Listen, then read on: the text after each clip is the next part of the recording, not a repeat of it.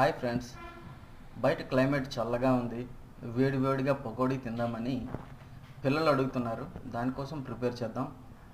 దానికి కావాల్సిన ఉల్లిపాయలు, పచ్చిమిర్చి, అల్లం వెల్లుల్లి పేస్ట్, కొద్దిగా కరివేపాకు, అందులోకి శనగపిండి, కొద్దిగా బియ్యం పిండి, కొద్దిగా కార్న్ ఫ్లోర్ తీసుకుందాం.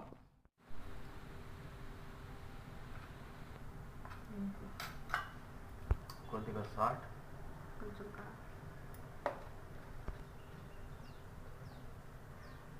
శనగపిండి,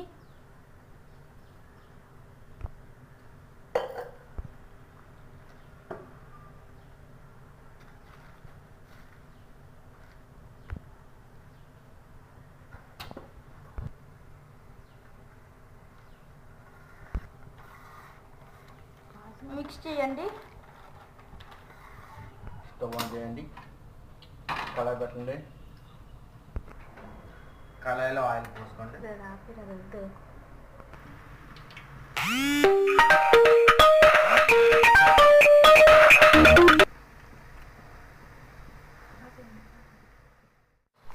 ఎర్రగా వేగాక ప్లేట్లోకి తీసుకోండి.